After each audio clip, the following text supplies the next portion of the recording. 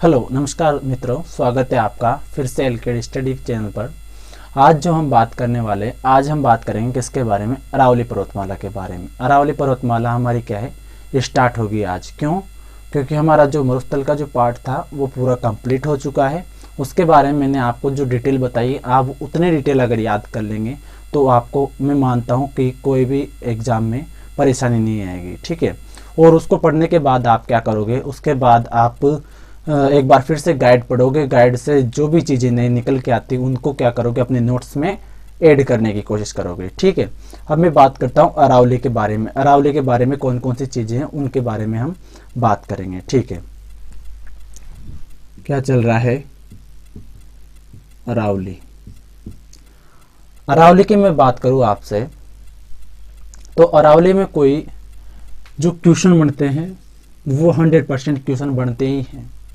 मतलब इससे क्वेश्चन आना कन्फर्म है। आपको पता होना चाहिए कि अरावली बहुत ही महत्वपूर्ण टॉपिक है। ठीक है। इसके बारे में जो भी मैं आपको बातें बताता हूँ बस उनको क्या है, समझते जाना है और नोट में आपको लिखते जाना है। ठीक है। अरावली की मैं बात करूँ सबसे पहले नाम की। अरावली का जो नाम है वो अरावली कहाँ पर है? अरावली का नाम अरावली कहाँ पर है? गुजरात में। अरावली का अरावली नाम है गुजरात में। अरावली का परिपत्र, अरावली को परिपत्र कहा जाता है किसमें? विष्णु पुराण में। किसमें कहा जाता है? विष्णु पुराण में। किसको? अरावली को क्या कहा जाता है? परिपत्र कहा जाता है। इतनी भी आप ध्यान में रखें। फिर मैं बात करूं मेरू। अरावली को क्या कहा जाता है? मेरू कहा जाता है। देखो तीन शब्द होते हैं, एक तो मरु, एक मेरू और एक माल। मरु जो शब्द होता है, जो हम पढ़ चुके हैं उसके बारे में बात हो रही है। किसके बारे में? मरुस्थल के बारे में। मेरू की मैं बात करूं तो वो बात हो रही है किसके बारे में? पहाड़ियों के बारे में। मतलब कौन सी? अरावली पर्वतमाला की पहाड़ियां। ठीक है। फिर मैं बात करूं माल। माल जो हिस्सा है, माल जो हिस्सा है वो राजस्थान का ये वाला हिस्सा है, ये वाला। गुरुजी कैसे? ये जो हिस्सा है ये मालवा पठार का भाग है। क्या है? मालवा के पठार का ये क्या है? भाग है। इसलिए इसको बोला जाता है माल। मतलब हाड़ौती के पठार को क्या बोलेंगे हम? हाड़ौती के पठार को बोलेंगे हम माल। ठीक है। मेरू कैसे बोलेंगे? मेरू बोलेंगे पहाड़ियों को। मरु कैसे बोलेंगे? मरुस्थल को बोलेंगे मरु। ठीक है। अब मैं बात करता हूं इसका नाम क्या है। गुजरात में अरावली है, राजस्थान में अरावली है। परिपत्र इसको विष्णु पुराण में कहा जाता है। मेरू इसको पहाड़ियों को कहा जाता है। इसकी पहाड़ी को क्या कहा जाता है? मेरू कहा जाता है। फिर मैं बात करूँ इसको क्या कहा जाता है? आडावाटा। आडावाटा मतलब कि इनकी जो फैलाव है वो कैसे है? ऐसे है, कटाफटा। क्या है? खटाफुटा फैलाव है, इसलिए इसको क्या कहा जाता है? आडावाटा। अब देखो एक नाम इसका ही सेम और है, आडावाला। आडावाला जो नाम है इसको कहा जाता है कहाँ पर? बूंदी में। मतलब बूंदी में जो इसके नाम है, अरावली पर्वतमाला की जो पहाड़ियां हैं बूंदी में, उन्हें क्या कहेंगे? उन्हें कहेंगे आडावाला। ठीक है। बूंदी की सबसे ऊंची पहाड़ी की मैं बात करूं तो इसके साथ में याद रखें सतूर। सतूर जो है इसकी 353 मीटर ऊंची, सबसे ऊंची बूंदी की सबसे ऊंची चोटी कौन सी है? तो वो है सतूर। कितनी? 353 मीटर ऊंची है। ठीक है। ऊंचाई हमेशा मीटर में होगी, लंबाई हमेशा किलोमीटर में होगी और जो क्षेत्रफल होगा वो वर्ग किलोमीटर में होगा, किलोमीटर स्क्वायर में होगा। ठीक है। आडावाला इसको कहाँ पे कहा जाता है? बूंदी में कहा जाता है। आडावाटा इसको कहाँ पे कहा जाता है? आडावाटा इसलिए कहा जाता है कटीफटी होने के कारण इसको क्या कहा जाता है? आडावाटा कहा जाता है। ठीक है। फिर देखो इसका क्या है, ये नाम हो गए। मतलब ये जो है नाम, इनमें से भी क्वेश्चन बन सकता है। इसमें से इंपॉर्टेंट जो है वो परिपत्र है। आप ध्यान रखिए कि विष्णु पुराण में क्या कहा जाता है? विष्णु पुराण में परिपत्र कहा जाता है। ठीक है। पुराणों में मतलब सीधी बात है ये है कि परिपत्र इसको कहा जाता है अरावली को। अब देखते हैं अरावली का विस्तार। अरावली कहाँ से कहाँ तक फैली हुई है, किस किस राज्य में फैली है। आप राजस्थान की मैं बात करूं तो राजस्थान में कितने जिलों में फैली है, इसके बारे में हम बात कर लेते हैं। ठीक है। सबसे पहले हम बात करते हैं भारत के संदर्भ में। भारत के संदर्भ में अरावली का क्या बात कर रहे हैं हम? विस्तार। ठीक है, अरावली का विस्तार। देखो मैं बात करूं, ये तो हो गया राजस्थान, ये तो हो गया राजस्थान, ठीक है, और ये हो गई आपकी अरावली। ठीक है, राजस्थान से बाहर भी है, राजस्थान में ही नहीं है अरावली, अरावली राजस्थान से बाहर भी है। ठीक है, तो कहाँ से कहाँ तक है, यहाँ पर एक राज्य पड़ता है, यहाँ पर कच्छ वाला एरिया आ गया, तो यहाँ पर जो एरिया पड़ता है वो पड़ता है गुजरात का, यहाँ पर राज्य आ गया गुजरात। ठीक है, फिर यहाँ पर आ गया क्या, राजस्थान, और यहाँ पर आ गया हरियाणा, और यहाँ पर आ गया दिल्ली। मतलब ये 3 स्टेट और एक यूटी में फैली हुई पर्वतमाला है। कितनी, भारत के 4, मतलब कि 3 तो राज्य और एक यूटी। यूटी कौन सा, दिल्ली वाला, दिल्ली जो यूटी है, दिल्ली में कहाँ तक, गुजरात, राजस्थान, हरियाणा और दिल्ली, गुजरात, राजस्थान, हरियाणा और दिल्ली, गुजरात, राजस्थान, हरियाणा और दिल्ली, इन 3 स्टेट और एक यूटी में ये फैली हुई है। ठीक है, अब मैं बात करता हूँ दिल्ली में और गुजरात में कहाँ से कहाँ तक विस्तार है। पॉइंट की मैं बात करूँ तो ये गुजरात में स्टार्ट होती है पालनपुर से, पालनपुर से क्या होती है स्टार्ट, मतलब पालनपुर गुजरात से ये शुरू होती है, और दिल्ली में रॉयल सीमा पहाड़ियाँ पड़ती है, तो वहाँ पर रॉयल सीमा पहाड़ियाँ या रायसेन पहाड़ियाँ या रायशीला पहाड़ियाँ, जो भी आप बोलो, पर रॉयल सीमा है। तो रॉयल सीमा पहाड़ियाँ जो है दिल्ली में, राष्ट्रपति भवन है इसके पास में है, और JNU भी है, जवाहरलाल यूनिवर्सिटी जो, तो यहाँ पर जो है इसका क्या है विस्तार है, कहाँ से, पालनपुर गुजरात से लेकर रॉयल सीमा दिल्ली तक इसका विस्तार है। ठीक है, कितना लंबा है गुरुजी, इसकी लंबाई कितनी है, तो इसकी लंबाई जो है वो है कितनी, 700, या एक्चुअल में बताऊं तो 692 किलोमीटर, 692 या फिर 700 किलोमीटर इसकी क्या है लंबाई। कुल कहाँ से कहाँ तक लेकर, ये आपके पालनपुर से लेकर टोटल मैंने बता दी आपको रॉयल सीमा दिल्ली तक। ठीक है, अब मैं बात करता हूँ कि इसकी दिशा भी पूछ ली जाती है कि किस दिशा से किस दिशा की ओर इसका क्या है विस्तार है। दिशा आपको सामने दिख रही है, उत्तर, दक्षिण, पूर्व और पश्चिम, ये दिशा है। मैंने आपको बताया कि दक्षिण पश्चिम से उत्तर पूर्व आपको सीधा नजर आ रहा है, तो ये दिशा क्या होगी इसकी दिशा होगी दक्षिण पश्चिम से उत्तर पूर्व, ऐसे चल रही है। तो दक्षिण पश्चिम से उत्तर पूर्व, पहले जो दिशा है उसको पहले बोलेंगे दक्षिण पश्चिम, फिर बोलेंगे उत्तर पूर्व। ठीक है, ये इसकी दिशा है। दिशा आपको घटते क्रम में भी पूछ सकता है, वो घटते क्रम में मतलब कैसे, ऊंचाई के घटते हुए क्रम में।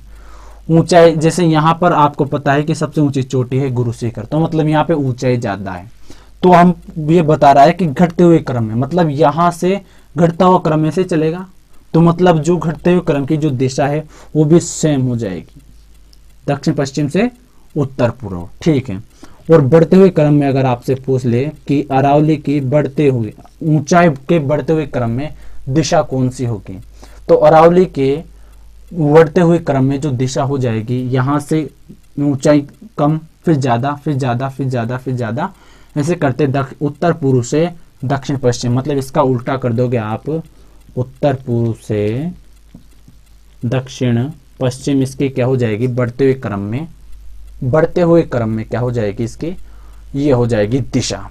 ठीक है, फिर मैंने आपको एक चीज और बताई थी कि यहाँ ऐसे कोण होते हैं, यहाँ पर होता है कौन सा, ईशान कोण। ठीक है, यहाँ पर होता है कौन सा, आग्नेय कोण, और यहाँ पर होता है नैऋत्य कोण, यहाँ पर होता है वायु कोण। ठीक है, ये 4 कोण मैंने आपको बताए थे।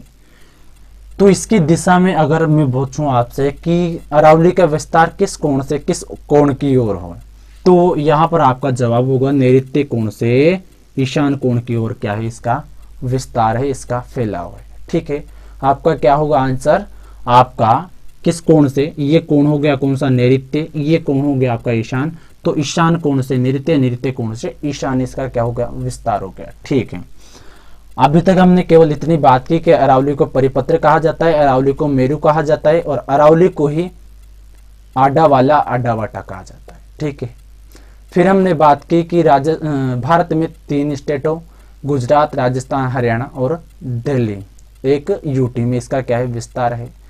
कुल लंबाई हमने बात की 692 या 700 किलोमीटर इसकी लंबाई है कुल टोटल। कहाँ से कहाँ तक लेकर? पालनपुर गुजरात से लेकर रोयलसीमा दिल्ली तक। ठीक है, इतनी बात हम कर चुके हैं। उसके बाद दिशा की हमने डिस्कशन किया है। अब मैं बात करता हूं आपसे राजस्थान के संदर्भ में। राजस्थान के संदर्भ में बात करेंगे। अब देखो,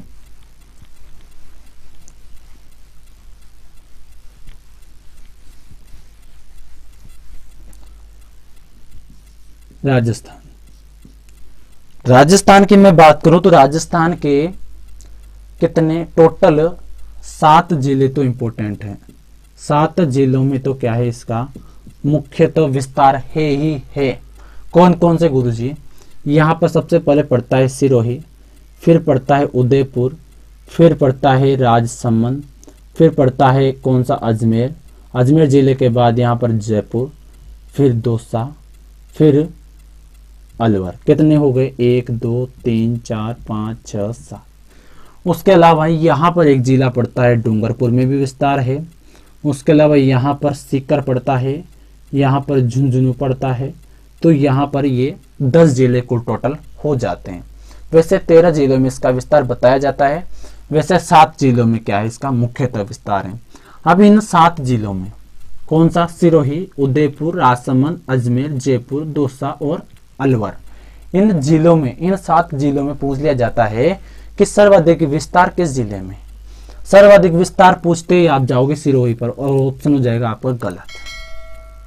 फिर क्या सही है? सही है आपका उदयपुर।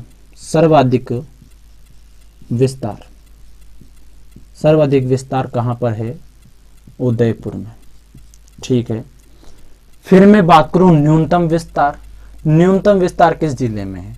न्यूनतम विस्तार की अगर मैं बात करूं तो न्यूनतम विस्तार हो जाएगा आपका अजमेर में। क्यों? क्योंकि ये जो है ऐसे चल रही है, ये ऐसे चल रही है, मतलब बीच में जाके क्या हो गई है? पतली हो गई। मतलब इसकी कमर क्या है? पतली है। इसका जो फिगर है वो क्या है? पतला है। मतलब ये जो है पुरानी तो है पर जवानी वैसी की वैसी है। तो न्यूनतम, न्यूनतम जो विस्तार है वो किसमें है? वो विस्तार है आपका अजमेर में। ठीक है, इन 2 जिलों को आप ध्यान में रखें कि कौन कौन से। उदयपुर जिले में सर्वाधिक विस्तार है, अजमेर जो जिला है उसमें न्यूनतम विस्तार है। ठीक है, ये विस्तार की हमने बात कर ली इन 7 जिलों में। फिर ये स्टार्ट होती है अपने यहाँ से यहाँ तक, झुंझुनू तक। सिरोही से स्टार्ट होती है, झुंझुनू तक जाती है। सिरोही में कौन सा? खेड़ ब्रह्मा। खेड़ ब्रह्मा एक स्थान पड़ता है सिरोही में, और झुंझुनू में एक स्थान पड़ता है खेतड़ी। वही खेतड़ी शासक अजीत सिंह, जहां पर स्वामी विवेकानंद रुके थे शिकागो जाने से पहले, तो उसकी मैं बात कर रहा हूं आपसे। और वही खेतड़ी जहां जो तांबे के लिए फेमस है। ठीक है, तो खेड़ ब्रह्मा टू खेतड़ी, ख टू ख। राजस्थान में जो विस्तार है ख से लेकर ख तक, खेतड़ी से लेकर खेड़ ब्रह्मा तक, खेड़ ब्रह्मा से लेकर खेतड़ी तक, सिरोही से लेकर झुंझुनू तक, आपको याद होना चाहिए। राजस्थान में कुल लंबाई कितनी है? कुल लंबाई कितनी है? कुल लंबाई जो है वो है कितनी? 550 किलोमीटर। कितनी है? 550 किलोमीटर टोटल लंबाई यही है। किसकी? राजस्थान में अरावली की कुल लंबाई कितनी है? 550 किलोमीटर। अब मैं आपसे एक क्वेश्चन पूछता हूं कि यहाँ पर एक क्वेश्चन बढ़ता है जो मैं बता भी चुका हूं आपको, परसेंटेज का। परसेंटेज आपको निकालना आना चाहिए। क्या पूछा जाएगा? आपसे पूछा जाएगा कि अरावली का कुल टोटल राजस्थान में कुल मतलब लंबाई का कितना प्रतिशत है? कुल लंबाई तो 692 किलोमीटर है या फिर 700 किलोमीटर है। इसका कितना प्रतिशत राजस्थान में? अब आप क्या करोगे? आप प्रतिशत निकालोगे, जब आपको प्रतिशत निकालने आएगा, नहीं तो क्या बोलोगे गुरुजी ने तो ये तो हमको बताए हैं, पर हम बता देते हैं। ये आप कैसे करोगे, सबसे पहले ऊपर रखोगे 550, नीचे रखोगे 700 या फिर 692 लिखते हो, फिर उसके बाद 100, और यहाँ पे आपका कटफिट के आंसर आएगा कितना 79.47, जिससे आप बोल सकते हो 80%। ये मैंने क्या कर लिया, रट लिया। आप भी क्या करोगे, रटोगे। पर रटोगे कहाँ तक रटोगे, किस किस परसेंटेज को रटोगे, एक बार तो निकालना सीखना पड़ेगा ही सही आपको, ठीक है। अब मैं बात करता हूँ आगे। प्रतिशत निकाल लिया, कितना विस्तार है 80%, ठीक है। एक विस्तार में और बात करता हूँ, एक और विस्तार पूछा जाता है कि अरावली का, जैसे मैंने आपको मरुस्थल का विस्तार बताया था कि मरुस्थल का राजस्थान के क्षेत्रफल का जो विस्तार है वो कितना है, वो है 61.11। क्या है, 61.11। वैसे ही अरावली का कितना है, अरावली का जो है वो है कितना 9.4%। कितना है 9.4%। 9.4 राजस्थान के 9.4% क्षेत्र पर क्या फैली हुई है, अरावली पर्वतमाला फैली हुई है, ठीक है। 9.4% पर जो जनसंख्या निवास करती है, जनसंख्या वो कितनी निवास करती है 10%। मतलब कि अब यहाँ पे एक क्वेश्चन बनता है, क्वेश्चन क्या बनता है, क्वेश्चन ये बनता है कि न्यूनतम जनसंख्या वाला भौतिक विभाग कौन सा है। तो न्यूनतम जनसंख्या वाला भौतिक विभाग जो हो जाएगा वो कौन सा होगा आपके, ये जो अरावली है ये न्यूनतम जनसंख्या वाला भौतिक विभाग है।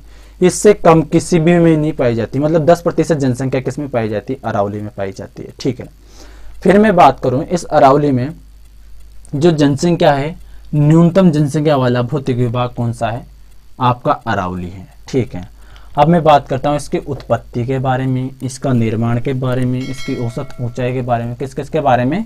सबसे पहले निर्माण, फिर इसकी उत्पत्ति, फिर इसकी क्या, फिर इसकी तुलना, फिर इसके अवशेष, ये किसका अवशेष है, इसके बारे में आपसे बात करता हूँ, ठीक है। उत्पत्ति, निर्माण, तुलना, इसकी हम अब बात करेंगे, ठीक है। और इसकी औसत ऊंचाई, ऊंचाई कितनी है ये भी हम बात करेंगे। देखिए धीरे धीरे आपके सामने अरावली कंप्लीट हो जाएगी, आप आराम से देखते रहिए बस और समझते रहिए, समझो अब इस चीज को। अरावली की जो देखो उत्पत्ति जो हुई, अरावली की उत्पत्ति जो हुई, ध्यान से समझेंगे आप कैसे हुई। ये बना लिया मैंने यहाँ पर भारत, ठीक है, ये भारत बना लिया।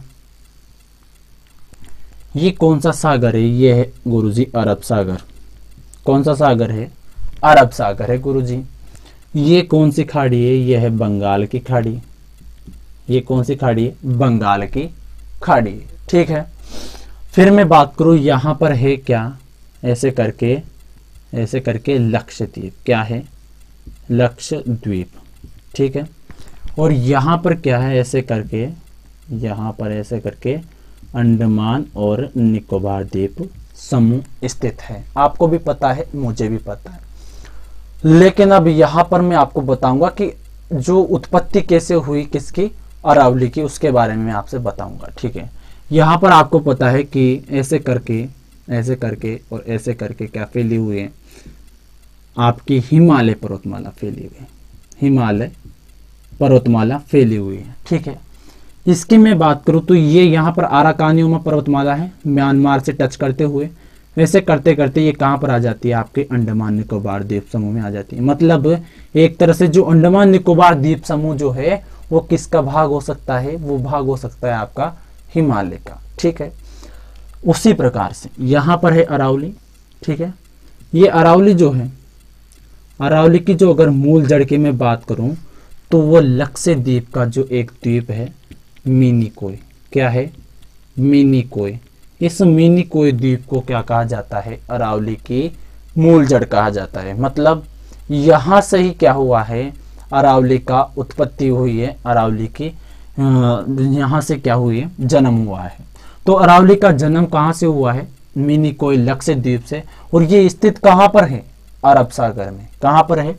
अरब सागर में। तो अरब सागर को क्या कहा जाता है? अरावली का पिता कहा जाता है। और ये क्वेश्चन आपका पूछा गया है कि अरावली का पिता कौन है, मतलब किसने? अरावली की उत्पत्ति कहाँ से हुई? आपके लक्षद्वीप के मिनिकोय द्वीप से, और ये कहाँ पर स्थित है? आपके अरब सागर में स्थित है। इसलिए क्या बोला जाएगा यहाँ पर? अरावली का पिता किसे बोला जाएगा? किसको? अरब सागर को। ठीक है, ठीक है गुरुजी, इतनी बात समझ में आ गई, इतनी बात आपको पल्ले पड़ गई। ठीक है, अब मैं बात करता हूं आगे कि इसकी जो है उत्पत्ति हमने कंप्लीट कर दी। अब बात करते हैं निर्माण। निर्माण जो हुआ इसका प्री कैम्ब्रियन, प्री कैम्ब्रियन एक युग चलते हैं। जैसे आप इतिहास पढ़ते हो, इतिहास में आपके जो है क्या चलते हैं? प्राचीन काल, मध्यकाल और ये जैसे आधुनिक काल, ऐसे चलते हैं। जैसे आपका हिस्ट्री को बांट रखा है, वैसे ही ज्योग्राफी को बांट रखा है। कैसे बांट रखा है? इसमें प्री कैम्ब्रियन युग, पर्मो कार्बोनिफेरस युग, प्लासिटोसिन युग, ऐसे आपको सुनने में मिलेंगे शब्द। ठीक है, तो ये शब्द आपको ऐसे कैसे ध्यान रखने हैं कि प्री कैम्ब्रियन युग में किसका निर्माण हुआ है? अरावली का। पर्मो कार्बोनिफेरस युग में किसका निर्माण हुआ है? आपको बता चुका हूं मैं, मरुस्थल का। ठीक है, अब मैं बात करता हूं कि ये जो प्री कैम्ब्रियन युग है ये सबसे पुराना युग है। तो मतलब ये जो है पर्वतमाला है, ये जो पर्वतमाला है अरावली, ये विश्व की सबसे प्राचीनतम कौन सी? प्राचीनतम पर्वतमाला है, सबसे प्राचीनतम।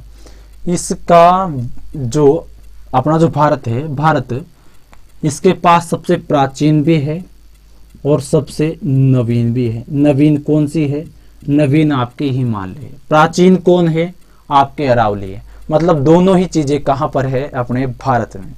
प्राचीन आपके अरावली, नवीन आपका हिमालय। तो देखिए, हिमालय की मैं बात करूं तो हिमालय का अभी तक भी क्या हो रहा है? विस्तार हो रहा है। अभी तक भी क्या हो रहा है? ये बढ़ रहा है, ऊंचाई बढ़ रही है इसकी। गुरुजी कितनी?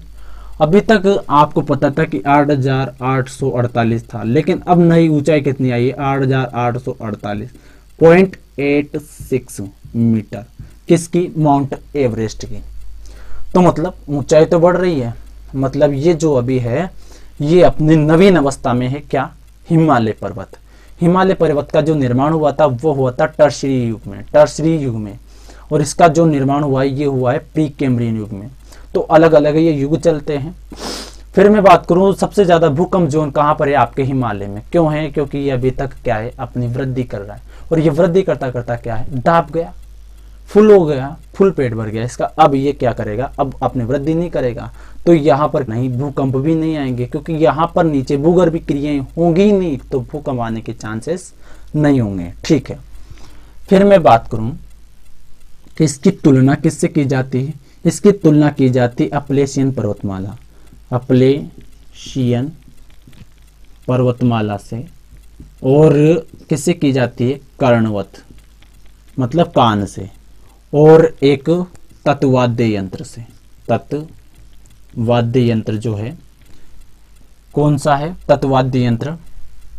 इससे क्या की जाती है? तंदूरा है, तंदूरा शायद। इससे क्या की जाती है? इसकी तुलना की जाती है। सबसे पहले आपको ध्यान क्या रखना है? ये वाली चीज। फिर क्या याद रखना है? कर्णवत वाला। फिर इसको तो भले याद रखो या नहीं रखो। अपलेशियन पर्वतमाला गुरुजी कहाँ पर है? ये है आपके यूएसए में।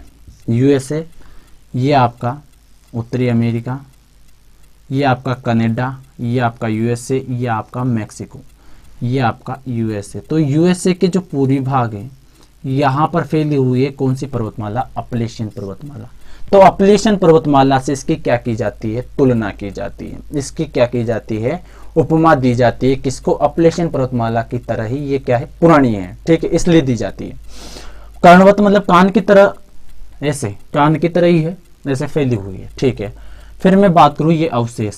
अवशेष मैंने आपको समझाया था कि सबसे पहले तो गोंडवाना लैंड, अपने राजस्थान में जो भाग हैं, एक तो किसके? 33 का भाग है, या फिर भाग है किसका? गोंडवाना लैंड का। बताया था मैंने आपको फर्स्ट में। 33 सागर का अवशेष कौन है? आपका मरुस्थल और गोंडवाना का लैंड। अब उसके बाद आप क्या करते चलोगे, एक के बाद एक चेंज करते चलोगे। अगर आपको पता है तो, क्रम से ध्यान है तो, सबसे पहले आपका आएगा कौन सा, मरुस्थल, उसके बाद अरावली, फिर उसके बाद मैदान, उसके बाद पठार। तो आप क्या करते चलोगे, सबसे पहले टेती सागर, फिर उसके बाद गोंडवाना लैंड, फिर टेती सागर, फिर गोंडवाना लैंड। तो जो अरावली है वो किसका भाग है, वो भाग है गोंडवाना लैंड का। गोंडवाना लैंड का क्या है, ये अवशेष है, ठीक है। उसके बाद ऊंचाई की मैं बात करूं तो इसकी जो ऊंचाई है, ऊंचाई जो है औसत की मैं बात करूं, औसत 930 मीटर क्या है इसकी औसत ऊंचाई है। और इस हिमालय की जो औसत ऊंचाई है वो कितनी है, 6000 मीटर इसकी क्या है औसत ऊंचाई है, ठीक है।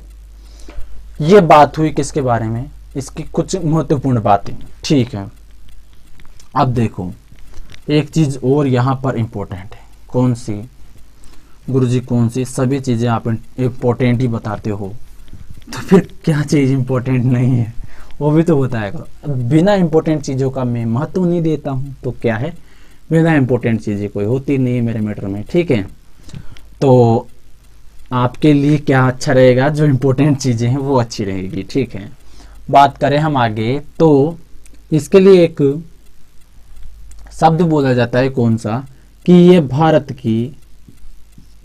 की महान जल विभाजक रेखा में शामिल है। भारत की महान जल विभाजक रेखा में क्या है, ये शामिल है। कैसे गुरुजी, समझो। ये तो होगी अपनी अरावली, ठीक है। ये हो गया अपना विंध्याचल पर्वतमाला, ठीक है। ये हो गए आपके सतपुड़ा पर्वतमाला, ठीक है।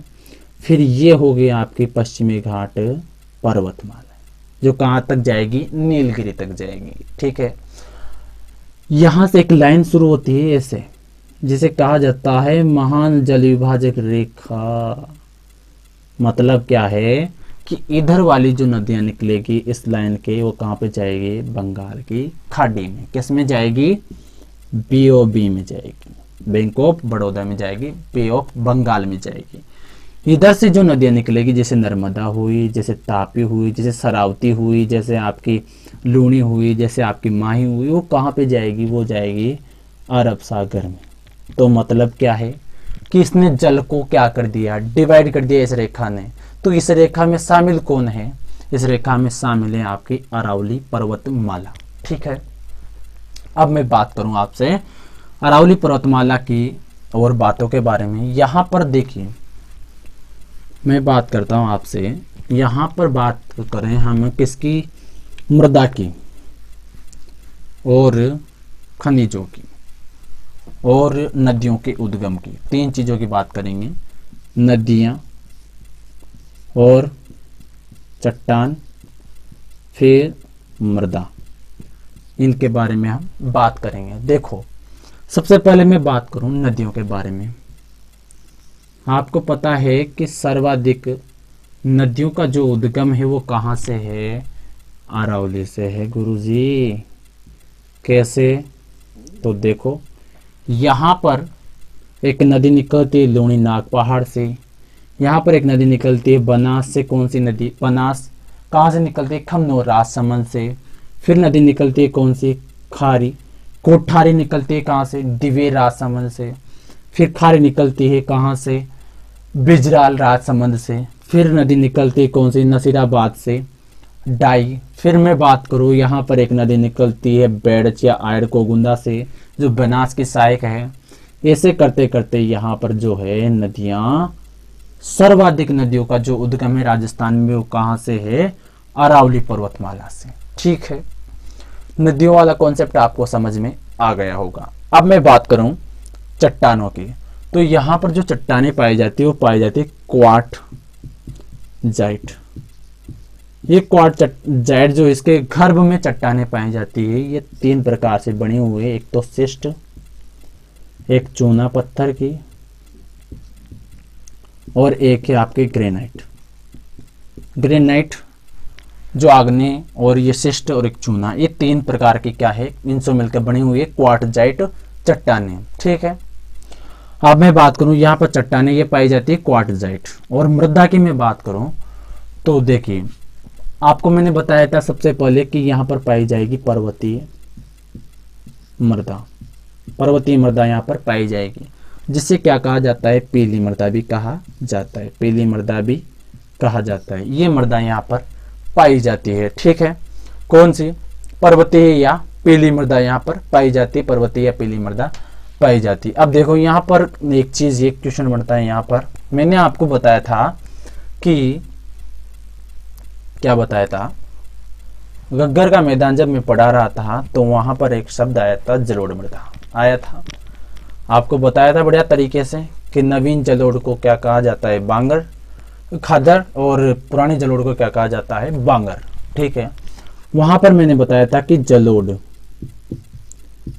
मिट्टी मिलकर मरुस्थलीय मिट्टी से क्या बनाती है, भूरी मटियार मिट्टी बनाती है। भूरी मटियार ये बनाती है। ये बताया था मैंने आपको कि जलोढ़ मिट्टी घग्गर मैदान में मरुस्थलीय मिट्टी के साथ मिलकर भूरी मटियार मिट्टी बनाती है, बता चुका हूं। ठीक है, अब मैं बात करूं इसकी अरावली पर्वतमाला की, तो यहां पर कौन सी मिट्टी है, यहां पर है पर्वतीय, या बोलूं मैं पीली, पीली या पर्वतीय मिट्टी, मरुस्थलीय मिट्टी। मरुस्थलीय मिट्टी कहां पर है, अरावली के पश्चिम में। अरावली के पश्चिम में बताया मैंने आपको, यहाँ पर मरुस्थल है। तो अरावली के पश्चिम में जो पर्वतीय मिट्टी और मरुस्थलीय मिट्टी जो है, ये मिलकर कौन सी मिट्टी बनाती है, सिरोजम। ध्यान रखें, सिरोजम, इसे धूसर भी कहा जाता है। धूसर भी इसको कहा जाता है। ध्यान रखें, बड़ा ही इंपॉर्टेंट क्वेश्चन है कि कौन सी मिलकर कौन सी बन रही है, कौन सी मिलकर कौन सी बन रही है। तो यहाँ पर पर्वतीय और मरुस्थलीय मिट्टी मिलकर तो सिरोजम बन रही है या धूसर बन रही है, और जलोढ़ और मरुस्थलीय मिट्टी मिलकर भूरी मटियार मिट्टी बन रही है। ठीक है, इतनी आपको बात पता चल गई। अब मैं बात करता हूं कि शेखावाटी में कौन सी मिट्टी पाई जाती है। तो शेखावाटी में जो मिट्टी पाई जाती है वो पाई जाती है लेटराइट। लेटराइट, ये तो मैंने आपको एक्स्ट्रा चीज बता दी। ठीक है, ये हमारी क्या हो गई, अरावली पर्वतमाला के बारे में कुछ महत्वपूर्ण जानकारियां जो थी। एक बात और मैं बता दूं आपको, यहाँ पर जो कृषि की जाती है, कृषि जो की जाती है, यहाँ पर कृषि कौन सी की जाती है, यहाँ पर स्थानांतरित कृषि की जाती थी। स्थानांतरित कृषि में क्या होता है गुरुजी, इसमें क्या होता है कि 3 से 4 साल तक क्या होता है, खेती की जाती है, भीलों के द्वारा, आदिवासियों के द्वारा की जाती है कृषि। और फिर क्या कर देते हैं, उसको कर्तन दहन, मतलब पहले काटते हैं वहां के पेड़ पौधों को, जलाते हैं, और जो राख होती है उससे क्या करते हैं, उसको उर्वरक के रूप में काम में लेते हैं। मतलब उर्वरक कोई नहीं पटका जाता, इसमें कोई उर्वरक नहीं डाला जाता। इसमें क्या होता है, इसमें जो होता है, इसमें डायरेक्ट पेड़ों को काट कर बड़े आराम से खेत बनाकर उसमें खेती कर लेते हैं। 3-4 साल तक उपजाऊ तक हम खत्म हुई और वहां से निकल लेते हैं। तो मतलब इस तरह से भूमि का क्या करते हैं, दोहन करते हैं। कौन, आपके आदिवासी लोग। तो इस पर न्यायालय ने क्या कर दी, रोक लगा दी। अब ये खेती नहीं की जाती। वैसे इसको क्या कहा जाता था, इसको मैदानी क्षेत्र में क्या कहा जाता था, दजिया। और जो पहाड़ी क्षेत्र है उनमें कहा जाता है इसको चिमाता। किसको, स्थानांतरित कृषि को। वैसे इसको वालरा भी कहा जाता है, इसे झूमिंग कृषि भी कहा जाता है। अलग अलग भृंगा भी इसको कहा जाता है। उड़ीसा में अलग अलग देशों में अलग अलग इसके नाम है। आपको 2 याद ध्यान रखने हैं। ठीक है, स्थानांतरित कृषि यहाँ पर की जाती है। ठीक है, इतनी बात आपको पता चल गई। अब मैं बात करता हूँ किसके बारे में, यहाँ पर वनस्पति के बारे में। वनस्पति जो पाई जाती है यहाँ पर कौन सी पाई जाती है, वनस्पति पाई जाती है पतझड़ वन पाए जाते हैं। यहाँ पर पतझड़ या मिश्रित क्या पाए जाते हैं, मिश्रित वन पाए जाते हैं। ठीक है, ध्यान रखें, यहाँ पर पतझड़ मिश्रित वन पाए जाते हैं। बात मैं अपनी कंप्लीट करता हूँ। आशा करता हूँ कि आपको ये वीडियो समझ में आया होगा। और जो कोई चीज़ अगर आपको समझ में नहीं आई तो उससे आप कमेंट करके बिल्कुल बेझिझक पूछ सकते हैं, और ऐसी ही वीडियो मैं आपके सामने लाता रहता हूँ।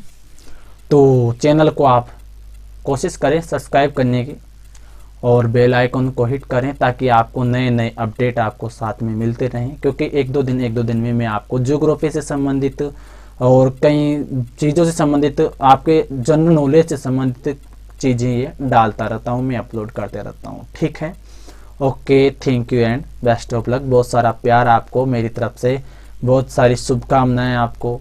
आपका जीवन बड़ा ही सुखमय हो और आपको जो मन चाहे, आपका जो सपना है वो पूरा हो। ठीक है, थैंक यू।